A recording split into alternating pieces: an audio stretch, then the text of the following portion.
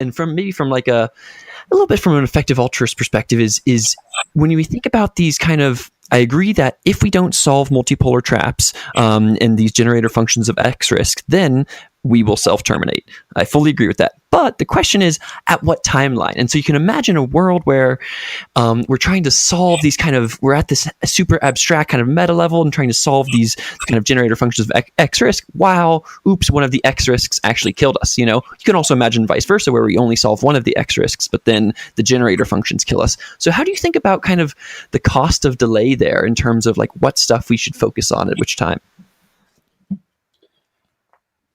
If you are focusing on winning at the game that is killing everything, then you are asleep or insane. I kind of agree, but wait, let me pause. Let me push back on that for a second. You can imagine a world in which, let's say, you and I had the ability to solve an existential risk. Let's say we could press a button and climate change went away or whatever. That'd be sweet.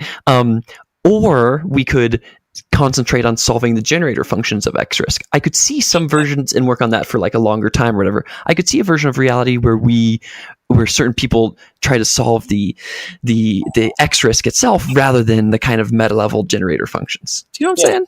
We have to be focused on the generator functions, because otherwise, not only if we try and solve for a specific X risk that is a result of the underlying system architectures and dynamics that made that risk and lots of risks like it, not only do we not solve the other cases, but there is a decent chance that, as we've mentioned about goals before, we actually solve it in a way that makes something else more likely.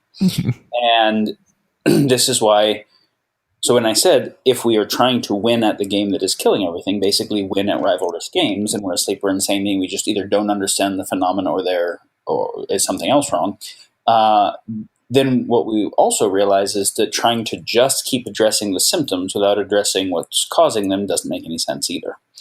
And so then we have to say, okay, well, at minimum, I want to focus on, if I don't know how to solve the underlying generator functions, I at least want to make sure that the actions that I'm doing, to the degree that they are successful, create precedents where if more people do them, the system at least moves in the right direction. It's a race to the top rather than a race to the bottom. I at least want to make sure I'm doing that. Meaning I'm creating dynamics where my ability to win is through better partnership rather than better rivalry, rather than the example where I figure out that if I get if I figure out how to factoryatize farms, I can produce more meat per dollar and have higher margins on my meat, moving towards ubiquitous factory farming that is just ruinous for everything. That's been a multipolar trap race to the bottom. The kind of free range or organic movement that is saying, no, people will actually pay more for the thing that is healthier and better for them, that also happens to be better for the world and less ethically terrible. Let's do something where, to the degree we succeed at this and other people follow, the system dynamics are better. That doesn't categorically solve for the issue of multipolar trap, but it at least says within the kinds of systems we understand, like capitalism, we're going to move system dynamics in the right direction. So one of the things people want to really focus on is the source of differential value that they're able to provide within any project, within capitalism, something that, to the degree that it's successful and other people try to replicate it, creates system dynamics that move in the right direction versus the wrong direction. That's at least one way that people can think about within the current systems how to be in the right direction. Yep. And of course, some people will be focused on how do we actually solve the underlying generator functions. And we spoke about the generator function from one perspective, which is that rivalrous dynamics cause harm, and that exponential rivalry causing exponential harm self-terminates. Yep. There is another way of speaking about the generator function that is even more fundamental and abstract, and I think it would be worth sharing that because it speaks to what we have to change. If you're interested. So, and actually, I was about to go there because we're operating at the level of what I would call meta X risk, the generator functions of X risk. We pushed down for a bit there to the actual X risks themselves, and now let's go actually one level of abstraction further up. So tell me, what is the thing that is actually one level above these generator functions of X risk? Yeah. So the one generator function we've talked about, rivalrous dynamics, we got that. I want to give one other example of a generator function, and then we'll go to an even more abstract unifying framework. Great. So when you mentioned, hey, let's say we solve climate change, is that adequate, and is it even an appropriate thing to do? So let's take an example where we're not focused on like increasing war through exponential tech, weaponization or whatever, but we're focused on simply environmental collapse dynamics. So when we look at environmental damage dynamics, all the environmental damage that we look at can be thought of in terms of either depletion of unrenewable resources or accumulation of waste streams that aren't being processed in real time.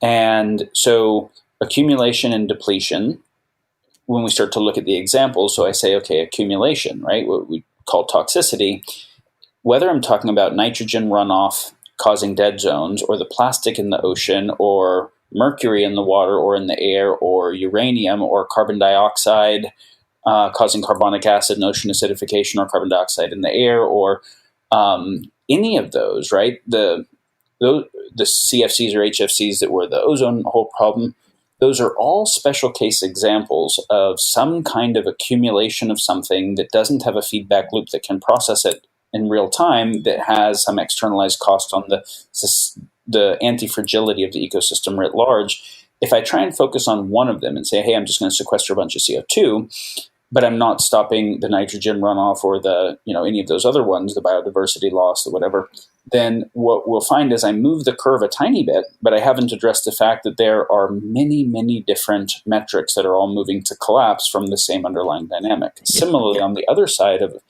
depletion, whether I'm talking about cutting down the old growth forests or overfishing the ocean or species extinction or biodiversity loss or peak nitrogen or peak phosphorus or any of those things, those are all examples similarly of unrenewable resource utilization and an exponential curve on how that is happening.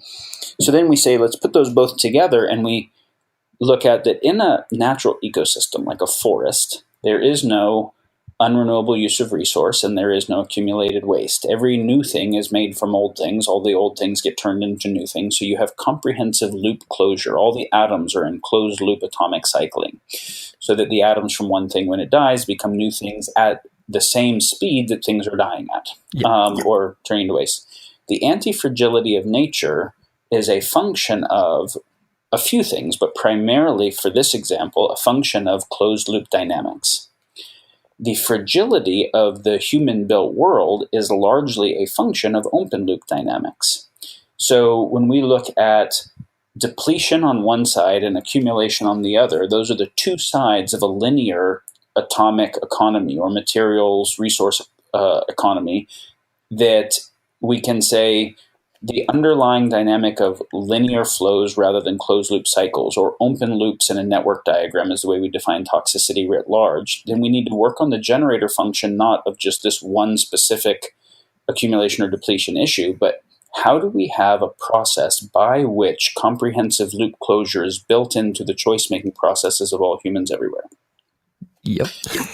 And as soon as we start thinking about it that way, not just like how could we do it somewhere, but how do we create a different type of behavioral dynamics, from incentive structures to collective intelligence structures, so basically the sense-making and choice-making dynamics that lead to all agents thinking about and working towards comprehensive loop closure, that is now at a meta level to all of the specific instantiations.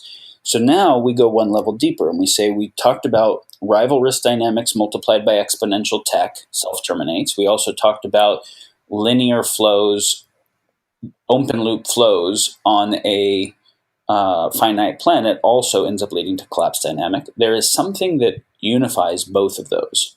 So we can say it's a meta X risk. Yep. And we notice that both of these involve specifically human choice empowered by technology in relationship with some kind of world or commons, right? And so if I look at rival risk dynamics, if there wasn't exponential tech, if we stayed with stone tools, we wouldn't really have any risk of self-induced extinction. We would just keep killing each other. But we wouldn't kill everybody. We couldn't have a war that killed everybody, and we wouldn't be able to cut down all the trees, right? Yep. And so specifically, it requires not just tech, but ever-growing tech, right? Tech feedback curves. Yep. And similarly, if our tools were limited to a size where, like, say we had just fishing lines, not mile-long drift nets, we wouldn't fish all the fucking fish out of the ocean. But as soon as we've got mile-long drift nets and we've got D9s taking down forests and slash and burn, whatever else, then again, we start to see these fragility dynamics get larger than the playing field can handle, because you've got movements that are faster than the anti-fragility can process. Now we say, why is that? And here's the key insight for all the people that are thinking about how can we use technology to make the world better and use technology in a fundamentally evolutionary way. And the fact that people might say, well, look, nature's rivalrous. And so we take market dynamics as kind of an example of a social Darwinism of looking at how nature works and applying it to ourselves. And am I talking about something that sounds like it is not how nature works? Well, kind of yes and no. But this is really, really critical, because this is one place where people think they're thinking through formal systems, but they're the wrong formal systems. In nature, pre-humans, let's say pre-Homo habilis, and the development of evolving technology or developing technology, we see micro rivalry, meaning this lion and this gazelle, obviously in the moment of the chase, have a rivalrous relationship with each other. The lion wants what the gazelle doesn't want, the gazelle wants what the lion doesn't want, and they're kind of mutually exclusive. So cool. We have a rivalrous dynamic there at a micro level, and yet gazelles as a whole species and lions as a whole species depend upon each other. And if either one died, the other one would probably go extinct. And so then we say, how is it that in nature, micro local rivalry leads to macro symbiosis and interdependence? Yep. And is it the same in humans or not? Because obviously social Darwinism and laissez-faire capitalism says, yes, it is the same. We compete and the best happens and we innovate, and those who produce the best goods and services at the best values who proliferates and have the most money, because money is a concentrated form of choice making, but they did the good things with choice, so they should have more choice making. Like, that's the idea, right? Yep. And it is gibberish. And it's important to understand really critically why it's gibberish. As soon as we developed technology, and I'm going to define what I mean by this very specifically in a moment, we change the fundamental system dynamics, and the same system dynamics do not and cannot apply. So let's go to a chimpanzee who obviously uses tools, or a bird with a nest, or a beaver, or whatever, right? Like, they are tool users. If I give a chimpanzee, or if a chimpanzee just finds on its own a rock and it wants to cut some vine, and it just starts rubbing the rock across the vine, it experientially notices how good this particular rock is at cutting. It has a eminent experience of that. If it picks up another rock and they experience it cutting faster, they will use the sharper rock. If you give them a knife, they will experience it cutting faster and they will use the knife. But they have never invented knives, and there's a reason. Is that our current standard narrative said this started with Homo habilis, this kind of tool evolving capacity rather than just tool using capacity. So let's take that. So it requires the capacity for abstraction, which developed along with prefrontal cortex, etc., to be able to use this rock and feel the sharpness, and this rock and feel the sharpness, this rock, feel the sharpness, and understand something that is none of the rocks, which is the abstract principle of sharpness. What makes something sharp, and how could I make something that is more sharp? Now I'm not focused on the instance of any of the rocks, but a principle that they all have in common, but that is none of them. That abstraction capacity seems to have emerged with some earlier hominid and then have zenithed in Homo sapiens. And that allows us to say, well, I would try chipping it with to make an arrowhead, and then I would make a knife, and then I would make a laser, right? I can keep doubling down on the abstract principle of sharpness, so I get evolving tech. And this is why beavers are kind of doing the same thing they were doing a long time ago with regard to tools. It was part of an evolved dynamic, and we are changing our entire environment one generation to the next so radically. Now, why does this matter? Evolution, and I know this is a bit of a long one, but this is because this is actually the heart of the whole fucking thing, so thank you for indulging me. Yeah, it's all good. Evolution is a kind of creative process, meaning it is a process by which new stuff comes to exist that didn't exist before. And when we think about what the process of evolution is, we have some kind of mutation and some kind of selection dynamics, right? So there is a distribution of things that are pretty similar but a little bit different. And then the ones that are a little bit different in a slightly more adaptive way in the moment, meaning can either survive or mate better, end up having a better chance of making it through. Whatever characteristics led to doing that get doubled down on, etc. Right? So what we find is that process happens extraordinarily slowly, not by design. It's an unconscious process, right? There's an unconscious process of mutation and an unconscious process of selection. Nobody is saying, this one seems like a more true, good, and beautiful approach. Let's go with it. This seems like it'll create a good future into perpetuity. It's just these guys actually got food better or mated better, and that's what gets selected for, which can include selecting for things that move in the direction of increasing violence, dominance, capacity, whatever. But at least in nature, one of the things that happens is that the rivalrous dynamics, where power is used in a rivalrous way in a micro context, there's a symmetrical coupling of the rates of power change. So as lions are evolving to be better hunters over the course of hundreds or thousands of generations, gazelles are also evolving to get faster. Because the gazelles that make it through are better at getting away from lions, and the lions that make it through are better at getting gazelles, right? And so their reproduction times are similar enough, and their system dynamics they're embedded in are related. So you don't get asymmetries of power. You actually have a radical binding of power symmetry from lion to lion, and from gazelle to gazelle, and from lion to gazelle, and from gazelle to plant, and the whole thing, right? Mm-hmm. Now, this is key. This is actually the essential criteria that makes micro rivalry lead to macro symbiosis, is the symmetrical power binding. Imagine for a moment that I could make a mutation where lions got 100 times better at killing in one generation. Well, in that one generation, they would kill all the gazelles. They'd eat them all. And then they would go extinct. And so what we would find is that those species that were so much more effective than their environment could actually navigate and create resilience to would self-terminate because of their own effectiveness independent of the ecological niche they depend upon. They would be debasing the substrate upon which they depend through their overexpression. And we see this. A virus comes about that is so lethal that it kills the host before it gets to actually propagate. And then less virulent versions of that virus get to propagate more, and nature actually ends up selecting for a virus that's moving more in the direction of symbiosis than just lethality, right? Yeah. And so evolution itself has this symmetrical power binding. Why this is so fucking critical to understand is because nature does not select for individuals of a species, and it doesn't even select for species. It seems to over the very short term, but as you zoom out, over the long term, it selects for self-stabilizing ecological niches, where the particular members of a species that seem like they're getting selected for over the short term, that are super lethal, over the long term self-terminate. And so the things that make it through long term are these radically anti-fragile symbiotic systems. And so we get that in nature.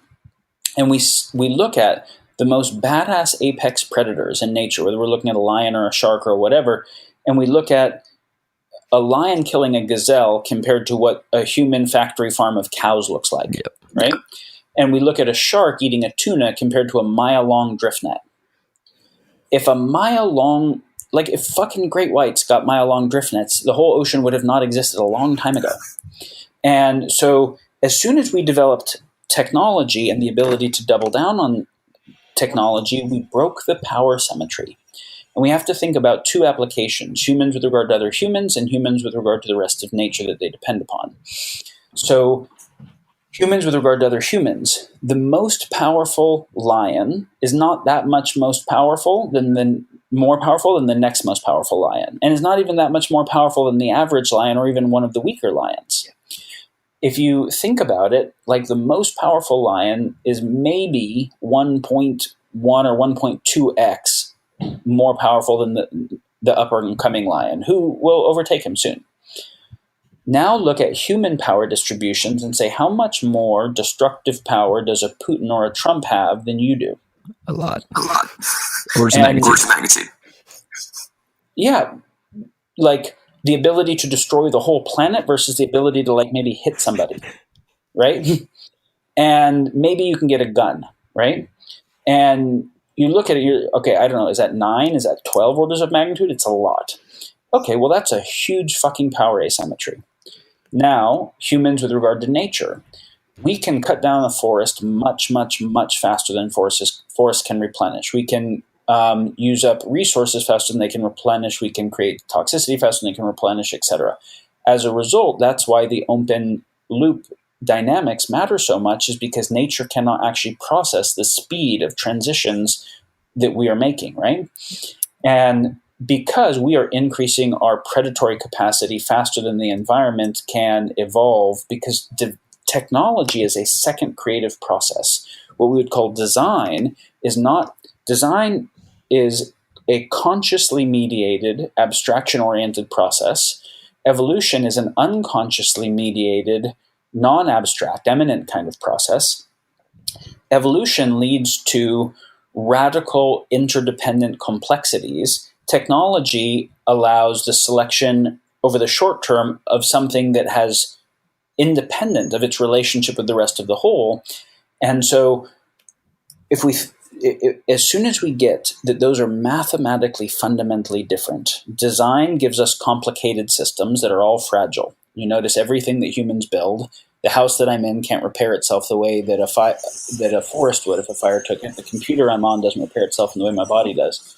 So design gives us a finite number of parameters that we can then externally build something for, right? Complicated systems, but very, very powerful.